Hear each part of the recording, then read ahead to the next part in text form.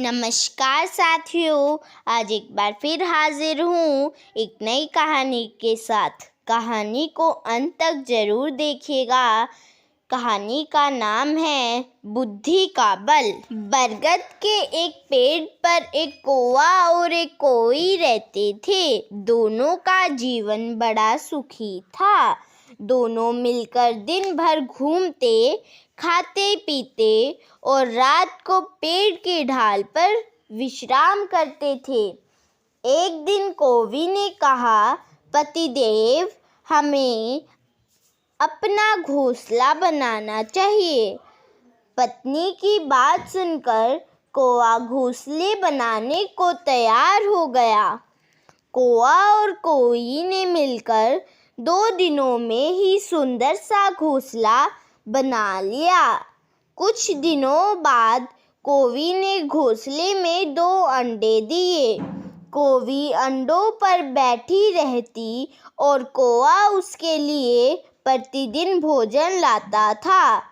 कुछ दिनों के बाद अंडों में से बच्चे निकल आए। अब माता पिता दोनों बच्चों के पालन पोषण में लग गए। वे दाना लेकर आते तो बच्चे अपने नन्हे नन्हे मुंह खोल देते। माता पिता उनके मुंह में दाना डालते और फिर उड़ जाते थे।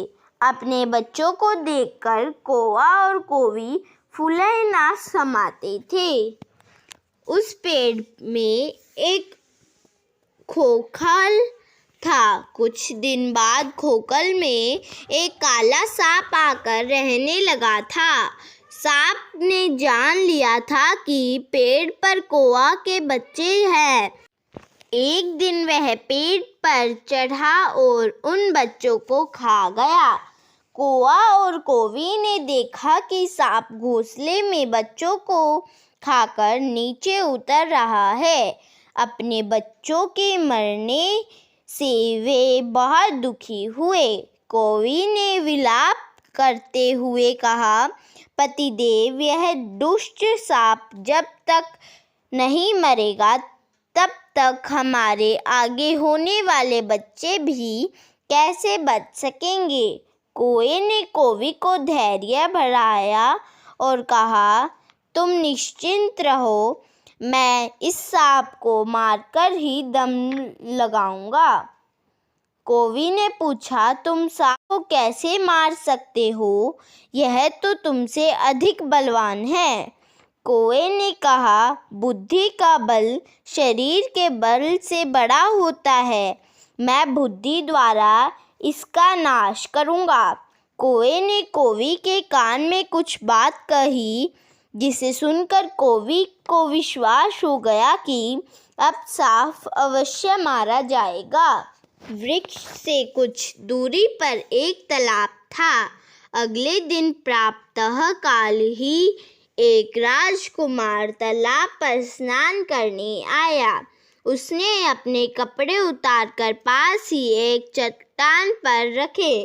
फिर गले से सोने की जनीन भी उतारकर चट्टान पर रख दी और स्वयं स्नान करने के लिए तालाब में उतर गया। उसके अंगरक्षक आपस में बातचीत करने लगे। तभी मौका पाकर कौवे ने जनीन चोंच में उठा ली और आकाश में उड़ चला। कौवा जब जंजीर उठाकर ऊपर उड़ा तो अंगरक्षकों ने उसे देख लिया। वे डंडे उठाकर कौवे के साथ साथ जमीन पर भागने लगे। कौवे ने पेड़ के पास आकर वह जनीन सांप के खोखल में गिरा दी, जिसे अंगरक्षकों ने देख लिया। जब वे खोखल के पास पहुंचे तो उन्हें जंजीर के पास ही काले सांप को देखा। सिपाहियों को देखकर सांप फन फैलाकर खड़ा हो गया। अब तो जंजीर लेने के लिए सांप को मारना आवश्यक था। अंगरक्षकों ने डंडा मार मार कर सांप को मार डाला। तब सोने की जंजीर लेकर अंगरक्षक पुनः तालाब पर चले गए। कौवी ने सांप को मरा देखा तो कौवे से बोली, पतिदेव, धन्य है तुम्हारी बुद्धि, तुमने अपनी बुद्धि के बल से इस बली सांप को मार दिया।